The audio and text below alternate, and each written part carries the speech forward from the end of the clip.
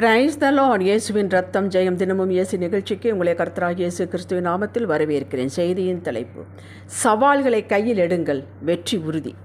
ஆதார வசனம் மத்தேயு 14:28-29.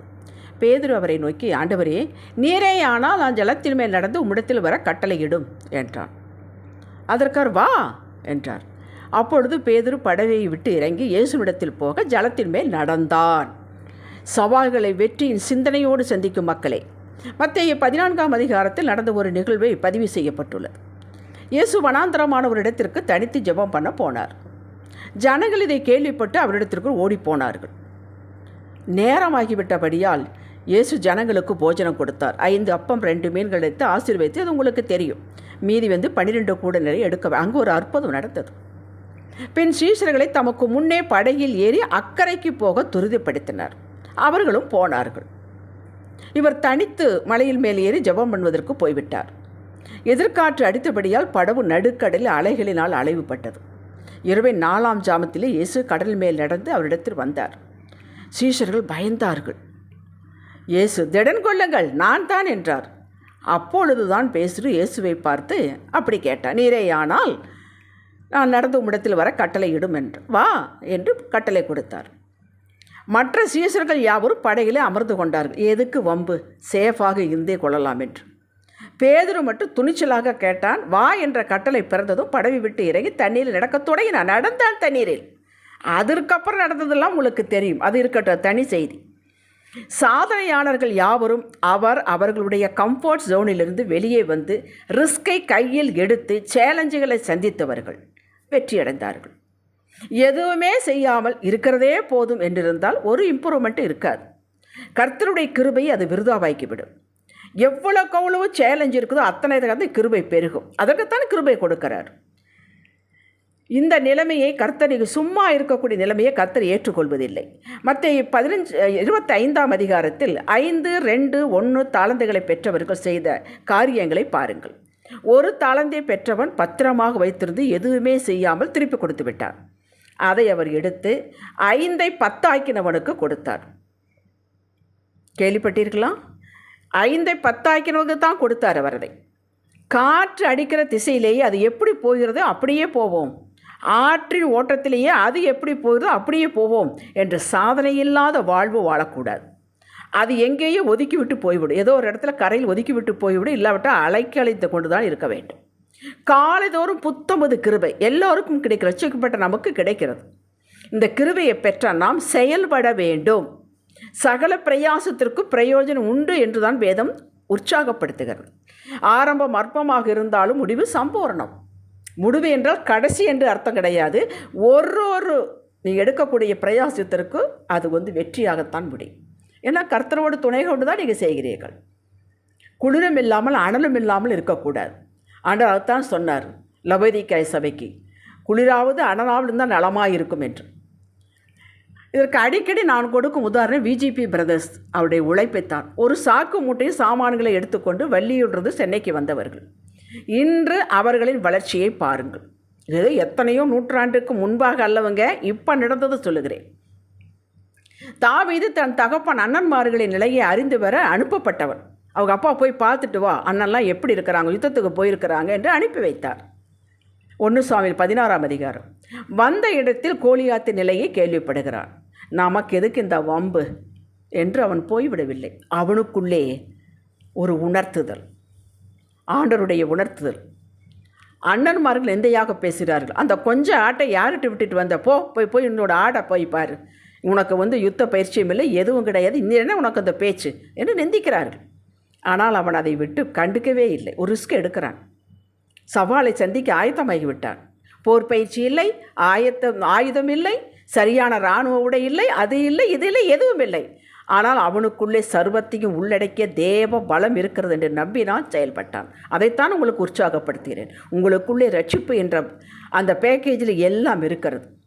ஆண்டவருடைய பலம் இருக்கிறது. கர்த்தர் உங்கள் கூடவே இருக்கிறார். சும்மா படுத்திருக்கக்கூடாது, சோம்பேறியை சுற்றி கொண்டு இருக்கக்கூடாது, செயல்பட வேண்டும். தாவீது வெற்றி அடைந்தானே. அந்த சேலந்தை கையில் எடுக்கும் போதே நான் வெற்றி பெறுவேன் என்று தான் பிரகடனப்படுத்தினான். அப்படியே ஆனான். ஏனெனில் அவன் தானாக தனியாக நிற்கவில்லை. சேனைகளே கர்த்தர் பெலன் அவரோடு இருக்கிறது என்று உணர்ந்தான், விசுவாசித்தான், அறிக்கையிட்டான். ஒரு பெரிய இராணுவ படையை சாதிக்க முடியாதை சாதித்தான். உங்களுக்கு அதைத்தான் நான் சொல்லுகிறேன். எவரும் சாதிக்க முடியாத நீங்கள் சாதிக்கலாம். ஏன்னா தேவ பலம் தேவகாரம் உங்களோடு இருக்க. நம்புங்கள். பிரயாசம் எடுக்க வேண்டும், முயற்சி எடுக்க வேண்டும். இது தோற்று போய் எடுக்கும் போதே பேசும்போதே தோற்று போய் விடுவோமோ என்றால் தோற்றுத்தான் போய் விடுவோம். தோற்று போக மாட்டேன். நான் கீழே விழுந்தால் மறுபடியும் எழுந்திருப்பேன். நான் சாதிப்பேன், நான் வெற்றி அடைவேன் என்று எழும்ப வேண்டும். நியாயாதிபதிகள் புஸ்தகத்தில் 6ஆம் அதிகாரத்தில் வரும் கிதியோனை பற்றி உங்களுக்கு தெரியும். எல்லாரும் வீட்டுக்குள் பதுங்கி கிடந்தார்கள், அம்மோனியர்களுக்கு பயந்து கொண்டு. இவன் மட்டும் வெளியே வந்தான். நடக்கிறத நடக்கட்டும் என்று வந்தான். வயலில் கோதுமையை போரடித்து கொண்டிருந்தான். கர்த்தர் தேடி வந்தார். வீட்டுக்குள் பயந்து கொண்டிருக்கிறவர்களை தேடி வரவில்லை. ஏப்பா எல்லாம் பயந்துட்டு இருக்கிறீங்க, ஒளிஞ்சிட்டு இருக்கிறீங்க, வெளியில் வாங்க, நான் உங்களுக்கு தைரியம் கொடுக்குறேன் சொல்லவே இல்லை. கொஞ்சம் பலன் இருந்தும் நீ என் நாமத்தை மறுதலியாமல் இருக்கிறபடியால் உனக்கு நான் திறந்த வாசலை வைத்திருக்கிறேன் என்று தான் சொன்னார் பிலதெல்பியா சபைக்கு. அப்படி இவனுக்கு கொஞ்சம் தான் தைரியம் இருக்கிறதா, பூரா இவனுக்கும் பயந்தான், ஆனால் கொஞ்சம் தைரியம். அதை கொண்டு அவன் வேலை செய்தான். தேடி வந்தார். பராக்கிரமசாலியே என்றார். அப்படின்னு என்ன அர்த்தம்? நான் உன்னை பராக்கிரமசாலியை ஆக்கப் போகிறேன் என்பது அர்த்தமாகும். வரும் காரியங்களை பற்றி அவனோடு பேசினார், கிதியோனோடு பேசினார், தலைவனாக்கினார். 300 பேர் கொண்ட படையோடு போய் மணலத்தனையாயிருக்கும் படையை தோற்கடிக்க வைத்தார். கிதியோன் இஸ்ரவேல் மக்களுக்கு நியாயாதிபதியானார். அவன் ரிஸ்க் எடுத்தான், ஒரு சவாலை சந்தித்தான், முயற்சி எடுத்தான். எதுவுமே இல்லாமல் இருக்கக்கூடாதுங்க வாழ்க்கையில். செய்யுங்க, செயல்படுங்க மக்களே. தேவகரம், தேவபலம், அனுகிரகம், முயற்சி எடுப்போரிடம் தான் இருக்கிறது. பயிற்சி எடுப்போரிடம் தான் இருக்கிறது. ஆசை கொண்டவரிடம் தான் இருக்கிறது. ஏதாவது செய்ய வேண்டும் என்பவர் தான் இருக்கிறது. செயல்படும் மக்களோடு தான் கர்த்தர் இருப்பார். நீதிமொழிகள் 31ஆம் அதிகாரம் அந்த ஸ்திரீயை பற்றி பேசப்படுகிறது. 10வது வசனத்திலிருந்து 31 வசனம் வரை வாசித்து பாருங்கள். நமக்கே உற்சாகம் வரும். அவள் எப்படியெல்லாம் செயல்படுகிறாள் என்று தெரியும். அவளை பாக்கியவதி என்று வேதம் அழைக்கிறது.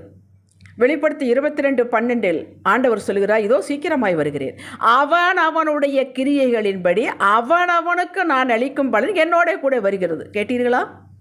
ஆவிக்குரிய காரியங்களிலும் நேரப்பட எழுந்து கர்த்தரை தேட வேண்டும், முயற்சி எடுக்க வேண்டும். சாக்கு போக்கே வாழ்க்கை முழுது சொல்லி கொண்டு இருக்கக்கூடாது. நீங்கள் எடுக்கிற ஒவ்வொரு பிரயாசத்திற்கும் பிரயோஜனம் உண்டு, ஆசீர்வாதம் உண்டு. நேரமே எழும்புங்கள், ஆண்டவரை தேடுங்கள். என்ன வேலை கிடந்தால் ஒதுக்கி வைத்துவிட்டு வேதத்தை வாசியுங்கள், முழங்கால் படிக்கிட்டு ஜெபியுங்கள், மற்றவர்களுக்காக ஜெபியுங்கள். மற்றவர்களுக்காக ஜெபித்து விட்டுத்தான் பின் உங்களுக்காக ஜெபிக்க வேண்டும். அதை ஒரு பழக்கத்தில் கொண்டு வாருங்கள். எல்லாவற்றுக்கும் ஆசீர்வாதங்கள் உண்டு. தடைபட்டிருக்கிற காரியங்களெல்லாம் கடகட விட்டு நடக்கும். செய்து பாருங்கள். உங்களுக்கு கொடுக்கப்பட்ட காரியங்கள் சுறுசுறுப்பாக இருக்க வேண்டும். அது பியூன் வேலையாக இருந்தாலும் சரி, கலெக்டர் உத்தியோகமாக இருந்தாலும் சரி, எது கையிட்டு செய்கிறீர்களோ அது உங்கள் பலத்தோடு செய்யுங்கள். அடுத்த லெவல் போக வேண்டும் என்ற ஆசை, உற்சாகம், விருப்பம் உங்களுக்கு இருக்க வேண்டும். அது இருந்தால் மட்டும்தான் வழி பிறக்கும். இதற்கு மேய்ச்சாக முயற்சியும் பயிற்சி எடுக்க வேண்டும். இவர்களோடு கர்த்தரின் கடம் இணைந்து பலத்தின் மேல் பலனடைந்து மகிமேல் மேல் அடைவார்கள் என்று வேதம் சொல்லுகிறது. யாருக்கு இது கிடைக்கும் என்றால், முயற்சி எடுக்கிறவர்களுக்கும் பயிற்சி எடுக்கிறவர்களுக்கும் ஆசை உள்ளவர்களுக்கும் விருப்பம் உள்ளவர்களுக்கும், நான் இப்படி ஆக வேண்டும் என்று ஆண்டவரே என்று சொல்லுவதற்கும், நீரே ஆனால் என்னை நடக்க வையுங்கள், நான் வருகிறேன் என்று சொல்லுகிறவர்களுக்கு தான் நடக்கும். அன்று இயேசு ரிஸ்க் எடுத்தார். இன்று நாம் கர்த்தரை தொழுது கொள்கிறோம், ரட்சிப்படையும்படி வாய்ப்பு இருக்கிறது. இல்லை பாவத்தில் கடந்திருப்போம். அவர் மட்டும் அன்றைக்கி எடுக்காமல் இருந்திருந்தால் நம்ம நினைத்து பாருங்கள். மிஷினரிகளை நினைத்து பாருங்கள். இந்தியாவுக்கு எப்படி சுவிசேஷம் வந்தது? எத்தனை மிஷினரிகள்! அன்று ஒரு ஜெர்மானிய மிஷினரி சீகன் பால்கு என்பவர் ரிஸ்க் எடுத்ததனால்தான் இன்றைக்கி நம் தமிழ் வேதம் கையில் இருக்கிறது. இது எவ்வளோ பெரியது! எத்தனை ரிஸ்க் எடுத்திருப்பார்கள்!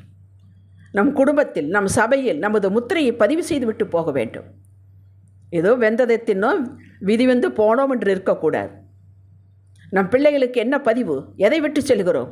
நல்ல சுபாவத்தை விட்டு செல்ல வேண்டும், நல்ல சாட்சியை விட்டு செல்ல வேண்டும். பணம் காசு அவங்க சம்பாதிப்பாங்க, நம்ம ஒன்றும் வைக்க வேண்டியதில்லை. அதுவும் செய்ய வேண்டியது தான். பிள்ளைகளுக்கு பெற்றோர்கள் தான் சம்பாதித்து வைக்க வேண்டும் என்று வேதம் சொல்லுகிறது. அது மட்டுமல்ல, அது 100ல் அது 1, அவ்வளவுதான். மற்ற எத்தனை காரியங்கள்! எங்கள் அப்பா அப்படி சுறுசுறுப்பு இருப்பாங்க, எங்கள் அம்மா எங்கள் பாட்டி அப்படி நேரமே எந்திரிச்சு ஜெபிப்பாங்க. இப்படி ஒரு சாட்சி இருக்க வேண்டும். வீட்டில் பொறுமையாக இருப்பாங்க, ஏற்றுக்கொள்வார்கள், மற்றவர்களை வரவேற்பார்கள், உதவி செய்வார்கள். இதுதாங்க வேல்யூ. இதை வைத்துவிட்டு போக வேண்டும். யோசியுங்கள், இன்றே யோசியுங்கள். ஜெபிக்கலாம். ஆடு மேய்த்த தாவீது செயல்பட்டான், அரசனானான், ராஜ்யபாரம் அற்புதமாய் செய்தான், சாட்சியை விட்டு சென்றான். பவுல் எண்ணற்ற சவால்களை சந்தித்தான். படித்து பாருங்கள் அவன் சந்தித்த சவால்களை எல்லாம். புதிய ஏற்பாட்டு பாதிக்கு மேலாக எழுதி நமக்கு கொடுத்து விட்டு போனார். தகப்பனே, நாங்களும் ஒரு நாள் கூட வேஸ்ட் பண்ணாமல், நீர் கொடுத்த கிருபை விருதாவாக்காமல், ஆவியானவர் உணர்த்ததை புரிந்து கொண்டு கிருபையை பெற்று செயல்படுவோம். செயல்படும் கிறிஸ்துவனாகின்ற உலகம் இருக்க வேண்டும். செயல்படும் கிறிஸ்துவர்கள் இல்லை. யாராவது ஒரு தீர்க்கதரிசி சொல்ல மாட்டார்களா? 10 தடவை உட்கார்ந்து எந்திரிச்சு அதாவது நடக்காதா? இப்படி நினைக்கக்கூடிய காலத்தில் வாழ்ந்து கொண்டிருக்கிறோம். அவையற்றெல்லாம் தூக்கி எறியுங்கள். அதை மத சார்ந்தது தூக்கி எறியுங்கள். செயல்பட வேண்டும். வருங்கால சந்ததிக்கு சாட்சியை விட்டு சொல்வோம், பலப்படுத்துவோம், வழிகாட்டுவோம். எங்கள் நடைகளை உறுதிப்படுத்தும். இயேசுவின் நாமத்தில் பிதாவே, ஆமேன். ஹல்லேலூயா.